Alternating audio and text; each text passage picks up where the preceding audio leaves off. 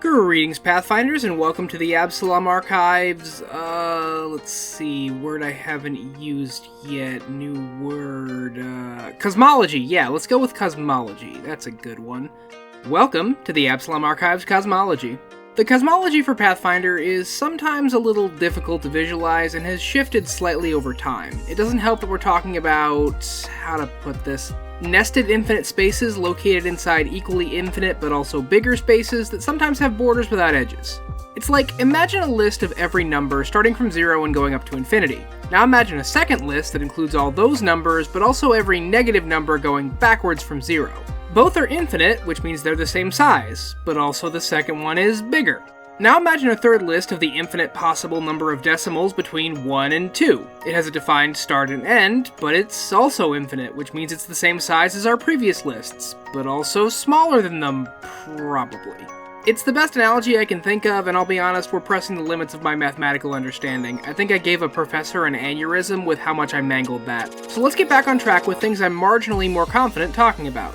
Pathfinder has a multiverse consisting of various different planes which overlap and connect to each other, all centered around the material space that contains the universe. That material universe contains all of physical reality. For all intents, it's the same as our universe, except for all the ways magic makes it different. All the other planes of the multiverse connect to it in some way, though not always directly. Some overlap with the material universe, and some exist in relation to it, outside of or adjacent to reality. This starts to make a bit more sense when we break down the planes into categories, of which there are 4. Now, if you want to get pedantic, and please don't, we save that for the third date around here, the material universe is kind of its own additional category, but let's ignore that for now. The 4 categories are inner planes, outer planes, transitory planes, and dimensions. There are also demi-planes, which are magically created spaces that exist outside the material universe, but are more limited in their size. We're also going to ignore those, because even the biggest is a grain of sand compared to what we're talking about today. So let's run through our categories, and because I'm the best at making lists, we're going to start at the end of mine. Dimensions are the oddball of the 4 types of planes. The term is essentially a catch-all for things that are similar to planes, but also different enough they don't fit into the other 3 categories. A dimension will often seem to break the rules that other planes adhere to and interact with the universe in different ways. An example is the dimension of dreams, which a sleeping person can enter simply through lucid dreaming, unlike other planes that explicitly require magic to access. Another is the dimension of time, which is paradoxically outside of time and touches on every point in history. In a way, we're always accessing it as time progresses, but can almost never go there. While fascinating, dimensions are their own can of worms, so we won't be going over them much here.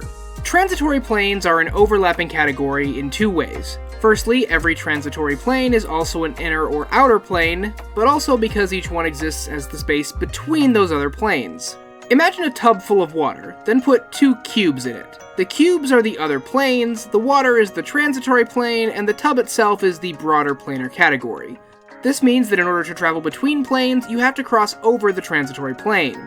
This isn't always an obvious crossing, since most planar travel is magical and seems instant, but on a technical level, you do briefly enter the transitive plane during the shift. There are 4 such transitory planes: the astral plane, the ethereal plane, the first world, and the netherworld. The astral plane connects the material universe to the outer planes, while the ethereal plane, the netherworld, and the first world all connect to inner planes. Gee, inner planes, how come you get to have so many transitory planes? Let's find out!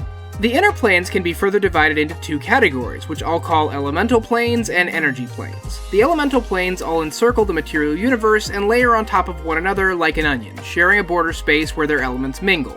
There is historically some debate about what constitutes an element, with most people of the inner sea recognizing the 4 classical elements: air, fire, water, and earth.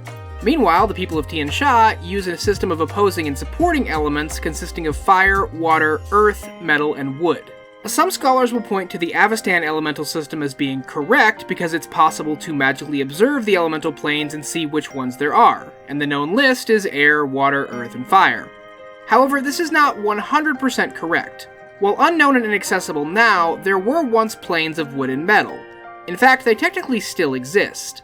In a long ago age, exactly when is unknown, actions taken by powerful forces in the other elemental planes caused the wood and metal planes to diminish and retreat, becoming inaccessible. Small traces of their existence can still be found, and events will conspire to return them to the multiverse. But that's a story for another time. For now, just keep in mind that from our coverage starting in 4707, only the planes of fire, air, water, and earth are accessible. I will briefly touch on wood and metal, but not to the same extent. Now for those energy planes, unlike the elemental planes, which are metaphorically wrapped around the universe, these two are more like adjacent to it. The diagram on screen illustrates that pretty well, so those of you listening should tab back in to see it because my description will make a lot more sense when you do. These two planes are Creation's Forge and the Void, sometimes also called the positive energy plane and negative energy plane. These planes are forces of creation and destruction, the source of life, and the inevitable entropic breakdown of death. The raw power of Creation's Forge is filtered through the first world and reflects a shadow from the universe onto the netherworld. The specifics are more complicated, but we'll touch on them in each plane's individual section.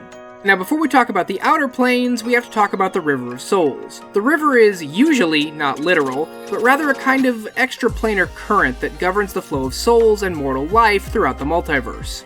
It begins in Creation's Forge and flows into the material universe through the first world. It carries raw, untethered souls with it during this process. When they reach the material universe, souls attach themselves to mortal bodies at some point. Nobody knows precisely when that happens, and we will not be arguing about that. The mortal then lives their life for however long they have and then dies. Once they do, the soul transitions into the outer planes. The soul is taken to the Boneyard, the plane where all dead souls go to be judged, and there its fate is determined. Once judged, a soul is sent to the plane that will be its final resting place. Usually it's another one of the outer planes, but this is not always true. A soul so judged is forever changed and can no longer return to mortal life. It now creates a new form made of quintessence, aligned with the energy and philosophy of its new home. Over an incredibly long period of time, this quintessence is absorbed by the outer plane, expanding and empowering them. At the same time, planar forces are constantly eroding the quintessence of the outer plane into the maelstrom, where that energy is sucked down into its depths.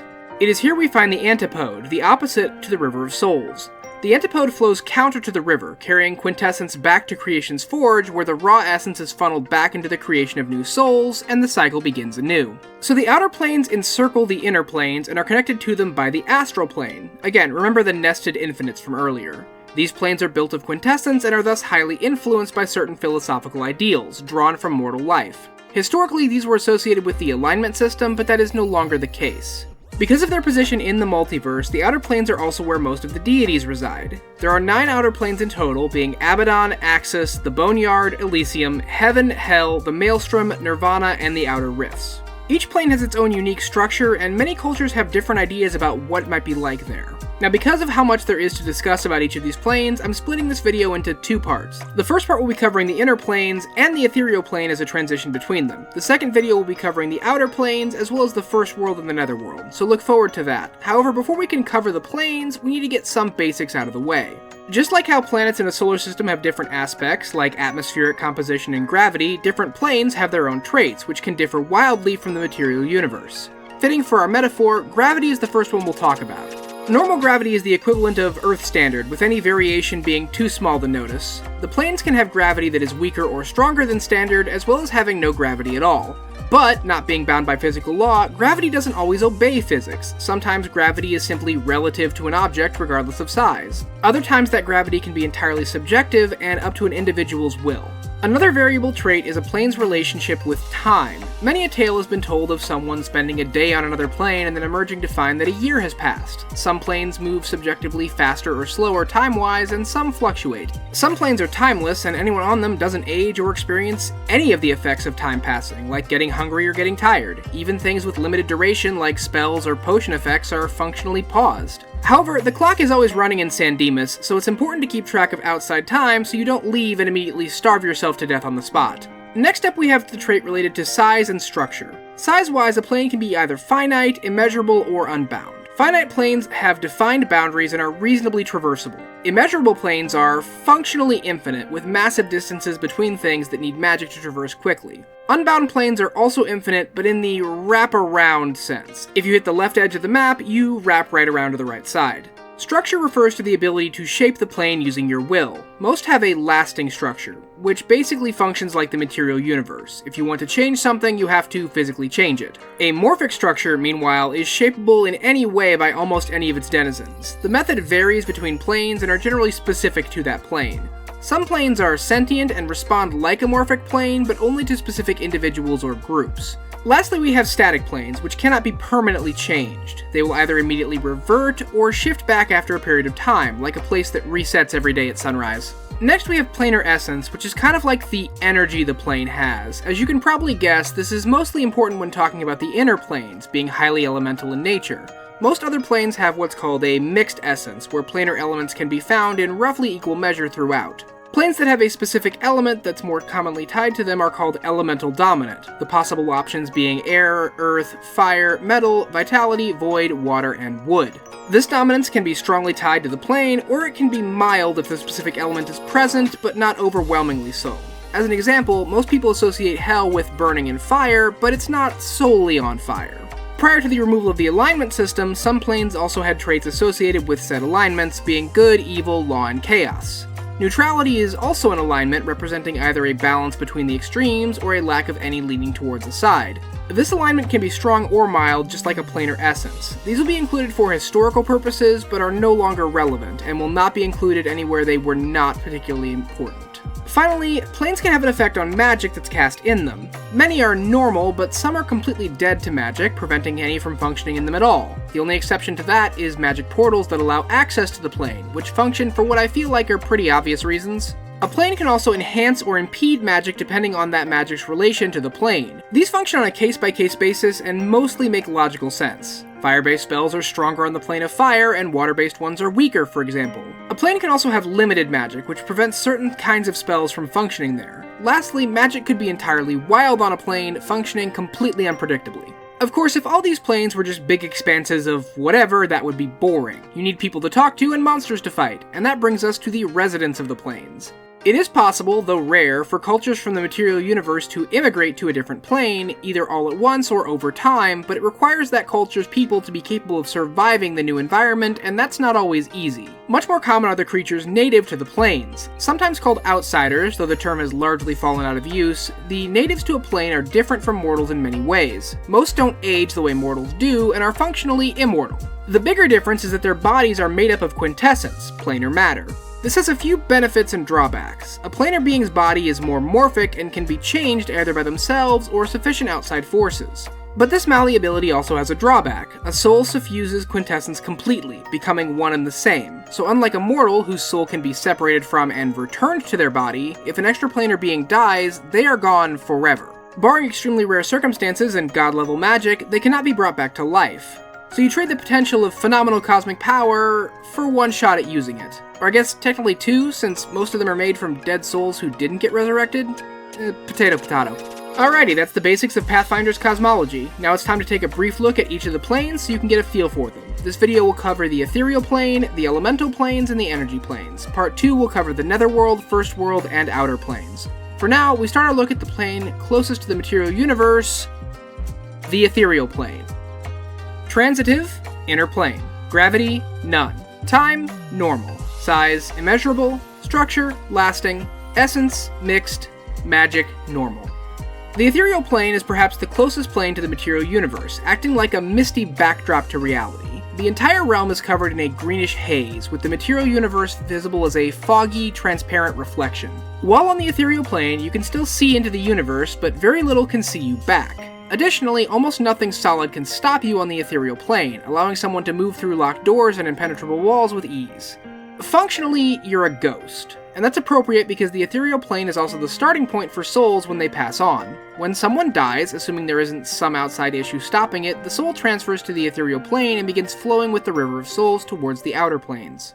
Most pass on smoothly, but some get stuck here, becoming shades or phantoms. This underscores an important point. The ethereal plane is not empty. It might seem so at first glance, and many mortals will take a quick jaunt over to infiltrate a building or discreetly follow someone, only to find themselves ambushed by spectral predators. Powerful hags scour the plane for loose souls to peddle, while ether spiders spin webs of fine silk to catch their prey. Corrupted shepherds of the dead called Sakheels lurk here, stalking mortals and creating nightmares of the fate that awaits the dead, a fate they are all too willing to make good on from the other side of the veil.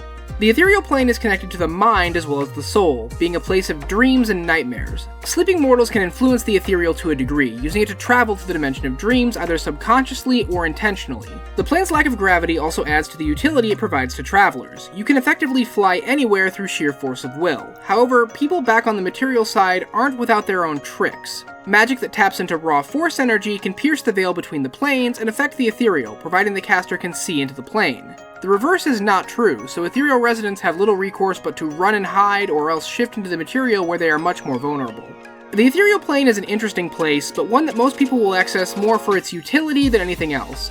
It has a few residents, but it lacks the same kind of large-scale society you might find on other planes. For stuff like that, we'll next head into the inner planes with the ethereal plane's cousin of sorts. The plane of air. Inner plane. Gravity, subjective directional. Time, normal. Size, immeasurable. Structure, lasting. Essence, air dominant. Magic, air trait spells enhanced, earth trait spells impeded. Get ready to fall forever into a boundless sky. The plane of air is pretty self-explanatory. It's the sky, but forever. Clouds larger than mountains dot the endless horizon, whose bright blue is lit by distant starlight filtering in from the material universe. Storm cloud continents drift on gales fierce enough to strip the skin from mortal bones. With navigation between points difficult to understand for terrestrial beings used to using landmarks, it can be hard to stay grounded. But if you know where to look, there is solid ground to be found. Chunks of ice and rock pulled from other planes dot the skies, creating a place for buildings and settlements. Most of these settlements belong to the Jathums, the genies whose empire spans most of the plane. The seat of their empire is the massive city of Armon-Kalesk, ruled by Sultan Zafir the 38th. The Jathums form the majority of the plane's culture, but they are by no means the only things here. Colonies of air elementals and scamps soar through the skies, and independent holdings can be found on other floating islands, or in some case nested within the hollowed-out stones. The plane of air is not without dangers. The sky is full of roaming storm systems stronger than any earthly hurricane and bigger than most planets. And remember, not all air is breathable oxygen. Pockets of air too dense to breathe blend invisibly into the background, unnoticed until you start choking on nothing. A similar dynamic plays out with the large metal spheres floating strangely in the sky. The Jathums will not speak of them and consider interacting with them taboo. Some mortals have built upon them, but attempting to get inside has never yielded results. As for looking inside with magic, the most common response is teeth, so probably not a good idea to keep looking. The most dangerous area of the plane, though, is the Verglas Processional, the Palace of Hashura, Duchess of All Winds. Hashura is an elemental lord, one of 4 powerful elemental gods who reside in the inner planes. In the ancient past, each one had a counterpart to act as a balancing force, but the lords of air, fire, water, and earth conspired to seal their opposition away for all time. Now each of them rules unopposed in their domain. Hashura is as fickle and inscrutable as the wind, who cares little for anyone but her most favored elemental servants, and even that can change on a whim. The plane of air, like most of the inner planes, is pretty simple, but I think that gives it a lot of room for creativity. What does a civilization with almost infinite freedom of movement look like? What kind of environments can you truly build with gas and clouds? Truly, the sky is the limit. The plane of wood. Inner plane. Gravity, subjective directional. Time, normal. Size, immeasurable. Structure, lasting. Essence, wood dominant? Magic, normal? I'll be upfront, some of that information is speculative. The plane of wood is currently inaccessible at our point in the timeline and will remain so until 4723. Fragments of legend from the Age of Creation speak of long-forgotten gods creating the 6 elemental inner planes and appointing 2 elemental lords for each to act as safeguards. When the lords of air, fire, water, and earth sealed away half their number, the balance of forces within the planes shifted. Exactly how the plane of wood was lost is unknown, the current theory being that the malleable fabric of the inner planes slipped it through dimensional cracks between the planes of water and air as the shifting balance exerted new dimensional pressures. Like the other inner planes, there would have been elementals and genies that called this plane home. For now, that's all we can truly surmise. Once our timeline catches up to the present and the plane of wood fully returns, we can explore all the wonders and interests the plane has to offer. For now, though, the plane of wood remains a footnote. The plane of water. Inner plane. Gravity, subjective directional. Time, normal. Size, immeasurable. Structure, lasting. Essence, water dominant. Magic, water trait spells enhanced. Fire trait spells impeded. Alright, get set to get wet. The thing about these inner planes is they all seem incredibly simple to explain. The plane of air is all sky and clouds. The plane of water is water. It's pretty simple, right? But like I said in the plane of air, I think that simplicity gives you a lot of ways you can really get creative with things. Fresh and salt water, tropical and arctic temperatures, calm depths and chaotic swells near the surface all can provide ways to make things more interesting. And yes, you did hear me, there is a surface to the endless water. Where the plane of water borders the plane of air, you have the surface of an ocean. Some areas are calm, while others are host to gigantic storms that stir the water into giant whirlpools that never stop spinning. Still others have leached so much heat from the water that gigantic glaciers have formed, with the ice they make acting as stable ground for non-aquatic residents of the plane. Yes, there are creatures that live here that can't breathe underwater, which is either incredibly brave or foolish depending on who you ask. But I'm sure you've seen an iceberg picture before. Now imagine one the size of a country, the underwater portion crisscrossed with caverns the size of cities. But of course, the majority of life can be found below the water's surface. Civilizations of Merfolk and Sadakthi can be found all throughout the waters, but the largest civilization belongs to the Faedhan, the genies of the water. Once, they controlled most of the plane in an empire much the same as the other genie-kin, but they have declined in the centuries since. They do maintain control of certain settlements, like Evershale, a strange rock formation dotted with one-way portals leading into the plane from other places. Other cities have varied populations, the largest one being Vylesk. The biggest city on the plane, Vylesk contains several areas enclosed in bubbles, allowing air breathers to live comfortably. The city orbits one of the most spectacular sights in the plane of water, the trinary stars of Axtar, Phyros, and Polixna. These are 3 gigantic balls of fire, so hot and powerful that not even the plane of water can extinguish them. But the depths of the ocean hide dangers aplenty. Krakens and leviathans, bigger than anything that could exist on a normal planet, swim through the depths, their maws capable of swallowing cities like mini candies.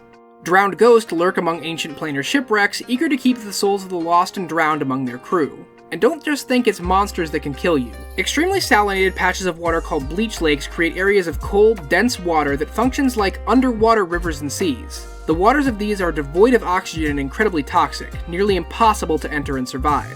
The greatest danger on the plane is its lord, Kelazandri, the brackish emperor. Taking the form of a draconic shark, Kelazandri is tyrannical and lazy. They embody still waters, where nothing cycles and everything remains frozen and unmoving. It was Kelazandri who came up with the plot to imprison their counterpart and shared the conspiracy with the lords of fire, earth, and air. We don't know if he was aware of what it would do to the other elemental planes, but the end result doesn't really matter. From his palace of salt and bone, the brackish emperor lords over the ruins of the Faedhan Empire, rising only to engage in acts of malicious cruelty. The plane of water has a slight advantage over the other planes, in that there's a real existing place to draw from for experience. A human diving deep into Earth's ocean can imagine, for a fraction of a second, what such a place might be like. It can be crushingly lonely, but also stunningly beautiful in ways things on land can never truly manage. Just make sure you're a really confident swimmer. The plane of metal. Inner plane. Gravity, subjective directional. Time, normal. Size, immeasurable. Structure, lasting. Essence, metal dominant. Magic, normal. Much like wood, the traits here are conjectural. Back when it was around, the plane of metal existed between earth and water. The elemental cycle of Tian Sha, based on the real-world elemental cycle from Chinese medicine, forms a wheel of elements feeding into each other, and that cycle is shown in the original planar layout. Fire feeds earth, earth feeds metal, metal to water, water to wood, wood to fire. Where air fits in here is a subject for another time. The point I'm making is that metal's place might seem odd at first, but makes sense when considered through this elemental cycle. While the inhabitants aren't known to us, like wood we can assume there was some kind of genie-kin civilization, as well as metallic elementals and 2 elemental lords. Obviously, the entire plane would be composed of various metals, from the mundane to the more fantastical sky metals. Remnants of this plane can be found near the old boundary with the plane of Earth. Whatever lies within the plane of metal will remain a mystery for now. The plane of Earth.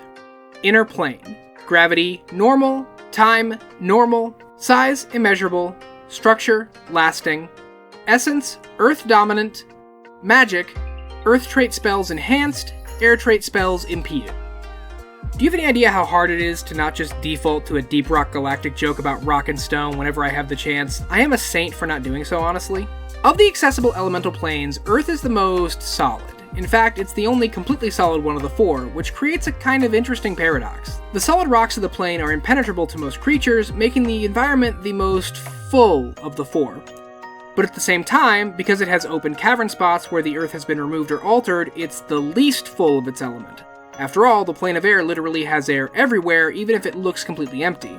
These are the kind of observations you get from me as I type this out at 5 AM in a caffeine-fueled ramble. Calling the open spaces of the plane of Earth caves is technically true, but it vastly undersells the scope.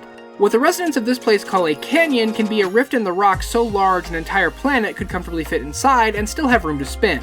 You can fall from a cavern ceiling and starve to death before gravity kills you. And though the environment can look very similar to the naked eye, to someone who understands geology, the plane of Earth has as many varied biomes layered in its strata as there are stars in the sky. The genie kin of the plane of Earth are the Jabali, who control the humbly named Peerless Empire. Their holdings span the plane of Earth, from their capital in the Opaline Vault to the 86 treasure vaults spread throughout the caverns. Given the abundance of resources, the Empire is a leader in planar industry and trade. The other accessible planes are all rich in their own way, with magical and fantastical resources, but the plane of Earth's mundane resources, available in massive quantities for anyone that can afford the extra planar shipping, are always in high demand. However, while the genies in the air and water planes have a monopoly on large-scale civilization, the Jabali have competition. From without, the Jabali face aggression from the plane of fire. The genie can there require constant resources for their forges and armories, which is conveniently located right next door, in the planar sense. Things have been getting more and more aggressive in the last 500 years as the current ruler of the Peerless Empire, Sultana Ashadiya bint Khalid, pushes her people towards aggression. Her father was killed defending the boundary between the planes, and her desire for revenge burns hotter than the invaders' fire. Meanwhile, within the plane, an ancient and alien species labors under a false ruler who would see them exploited for all they are worth. In the ancient past, the Zeomorns roved between the plane of Earth and the material universe, using their mythical powers to create vast experimental vaults deep inside planets. On Galarian, they created the Vaults of Orb, vast caverns in the Darklands that remain to this day. In the ancient past, they were empowered by their creator, the currently imprisoned elemental Lord of Earth. But over time, they forgot their creator and have been tricked into serving the being that imprisoned them, Irzul, the fossilized king. Long ago, Irzul tricked the Zeomorn into sacrificing half their number in a bid to save their species from an impending disaster. And I mean, since he was the one who was going to cause said disaster and decided not to after they did that, they did technically succeed. Irzul's crimes and schemes aren't just limited to the Zeomorns. Before it disappeared, he journeyed to the plane of metal and somehow stole, like, the conceptual aspect of radiation from them? Now he sits in the blistering labyrinth and concocts long-term secret plots, whose culminations may never be seen in a mortal lifetime. Of the planes we actually have information enough to talk about, I think the plane of Earth is my least favorite, though it's by no means bad. Weirdly, I think this comes down partly to travel throughout the plane. The planes of air and water have fantastical flights and swimming vistas, while the plane of Earth just has you walking everywhere. However, that's only a feeling I get from the first impression. Like the Earth itself, you need to do a little digging to find things that make the place truly special. The plane of fire. Inner plane. Gravity, normal. Time, normal. Size, immeasurable. Structure, lasting. Essence, fire dominant. Magic, fire trait spells enhanced. Water trait spells impeded. Well, goodness gracious, those are some great balls of fire. Wait, no, those were paradoxically on the plane of water. Anyway, welcome to one of the most inhospitable planes in existence. There's maybe 2 other planes that are worse for mortal life, and it's a close race. Most of the air here is toxic smoke and acrid vapors, the few breathable pockets so hot your lungs get seared from the inside out. Anything solid is either incredibly dense liquid metal, or something with an impossibly high melting point, in which case I hope you enjoy walking across an oven. In between the two are sea of flames rolling on tides of blistering heat. In many ways, the plane of fire is like living in the sun. Yeah, there are sunspot areas where it's relatively cooler, but relatively is the key word here. When everything is 1,000,000 degrees, 1,000 could be called cold, but it'll still burn you to death. The plane of fire is in an interesting location when it comes to planar geography. It's the outermost of the inner planes, bordering on the plane of Earth and the astral sea that leads to the outer planes. In many ways, the plane of fire functions as the sun for those places. Don't worry too much about the actual physics of that, planes are weird. But it presents a great opportunity for the genies of fire, the Ifrit.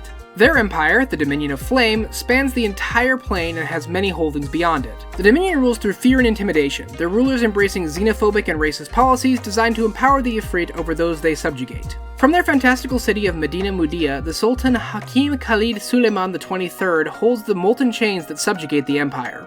Paradoxically, the plane of fire has a great variety of species living in it. Fire is a danger to mortal life, but magical resistance or immunity to fire is fairly common and a little easier to come by than the other planes' adaptations. Many creatures from outer planes, like demons and devils, also possess the resistance necessary to traverse the plane of fire with ease. Fire giants are prized for their adaptability and strength as servants.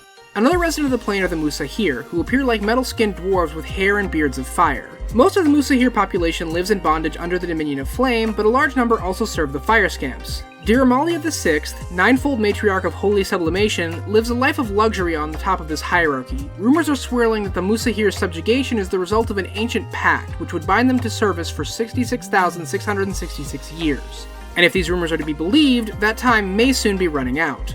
The Elemental Lord of Fire, Ymeri, is perhaps one of the most aggressive Elemental Lords. Unlike her three counterparts, who are all largely disconnected from the genie empires of their plane, Ymeri has several connections to the Dominion of Flame.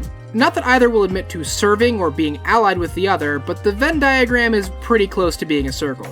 It's an open secret that Ymeri pushes the aggression against the plane of Earth, believing that fire will one day consume Earth for fuel to engulf the entire universe.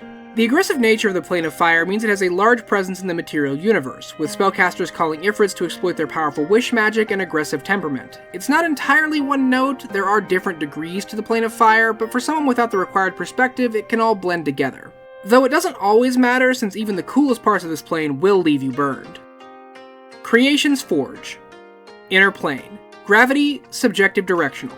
Time, normal. Size, unbound. Structure, lasting. Essence, mixed. Magic. Vitality trait spells enhanced. Void trait spells impeded. This is where it all begins. Creation's Forge is the source of life, the starting point to the River of Souls. Vital energy from every plane springs from here, suffusing the universe with the power to grow and live and be. It is one of the most hostile places you can ever go. This might seem weird at first. Why would the plane based entirely on healing and being alive hurt you? Wouldn't you just be at, full HP almost the entire time? Constantly topped up and ready to go? Well, yeah at first, but remember that old adage, the difference between medicine and poison is dosage.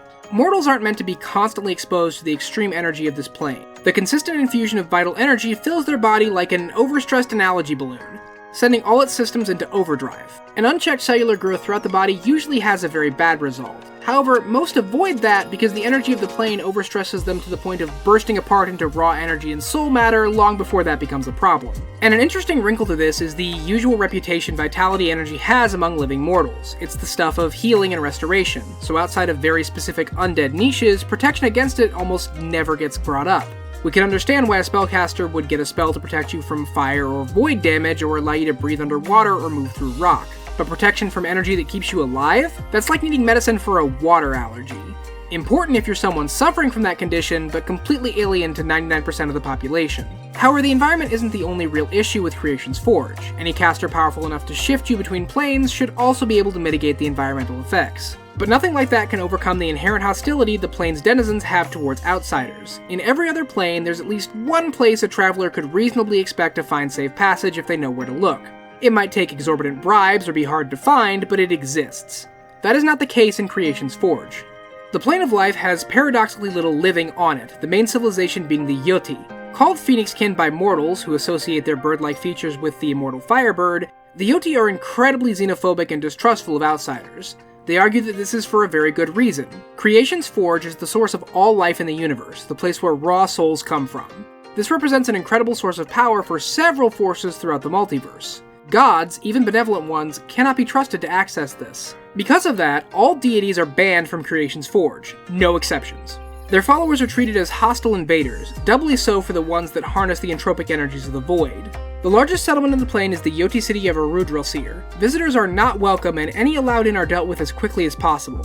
Sneaking into the city is nigh impossible, as any unauthorized teleportation redirects to impenetrable jail cells and the Yoti are always on guard for people sneaking in. Beyond the city, there are a few spots a mortal would want to visit. The River of Souls both begins and ends here. As we covered in the beginning, a soul enters the flow here, moving along the river towards the mortal planes. It attaches to a living creature, they live their life, they die, go to the outer planes, are judged, eventually break down into outer planar matter, are swept along the antipode back into the River of Souls. This cycle fuels the turning of all creation. Because of this, there are a few powerful beings that reside in Creation's Forge called Manasaputras. They are the apotheosis of enlightened souls who escaped the cycle of reincarnation. They are one of the only things the Yoti aren't immediately hostile to, which might be because the Manasaputras manifest directly on the plane and are content to meditate here, rarely interacting with mortals. Creation's Forge highlights the biases of a mortal's perspective. We often see life and healing as a purely good thing, gentle and benevolent. This isn't guaranteed to be the case. Life is a force without a moral compass, it simply is. And to its eternal stewards, we all look like children abusing its great power. The Void. Inner Plane. Gravity, subjective directional. Time, normal. Size, unbound. Structure, lasting. Essence, void. Magic, void trait spells enhanced, vitality trait spells impeded. Well, we can't avoid this one any longer. Now, Creation's Forge and the Void don't directly touch on the material universe. They have a sort of buffer plane between them. However, it makes more sense to me to talk about the edges first, so we're going to use the foil method for talking about planes. The Void is, in every sense, the opposite of Creation's Forge. It's the opposite of life. It represents the entropic destruction of everything in creation, a force of pure breakdown. Life energy is drained away, anything physical disintegrates into dust, and even the dust erodes away under relentless assault. Only creatures attuned to the Void's destructive energies, or ones protected by powerful magic, can avoid this fate. To most people, that means undead. Incorporeal spirits swim through the infinite nothing, while corporeal undead will use magic to build powerful sanctums for themselves, where they can live forever with little fear of destruction. Unlike Creation's Forge, which overwhelms the living, the nature of the Void supports undead without actively destroying them. However, the undead are ultimately invaders to the Void, not its native inhabitants. Skaedwenar are crystalline creatures, roughly resembling gargoyles. They congregate around large formations of crystal made of congealed void energy. Unlike the undead, the Skaedwenar are native to this plane and were never alive. To borrow a term from the Jack Kirby New Gods, they are anti-life. According to them, in the ancient past, the Yoti of Creation's Forge and the Skaedwenar of the Void worked together to manage the flow of the River of Souls, but the Yoti betrayed them and cut their people off from creation itself. Supporting this is the fact that Skaedwenar literally can't create at all. They can guide natural growth processes, but they can't actually make anything. They resent the living and the undead, which they view as abominations, twisting the Void's destruction to create a horrible copy of life. The Void is hostile to life in a much more understandable way than Creation's Forge. It's destruction and breakdown, full of things that hate you and want to eat you. The name is apt because there is almost nothing there, and what little does exist has already been claimed. Unless you're trying to destroy something, it's best left avoided. And that's where we are cutting it off for today. Thank you so much for watching, Pathfinders. I hope to have the next part out pretty quickly, where we'll talk about the remaining planes. In the meantime, let me know what your favorite plane we discussed today was. Do you like the more hostile ones, or the planes that work better for casual exploration? I look forward to hearing your thoughts. Also, if you haven't checked out the little trip to Sandpoint video, I recommend giving that a shot. You can also check out our links to Patreon down below, as well as the links to our various socials. I'm much more active on Blue Sky nowadays. Thank you so much for watching, Pathfinders, and until next time, explore, report, and cooperate.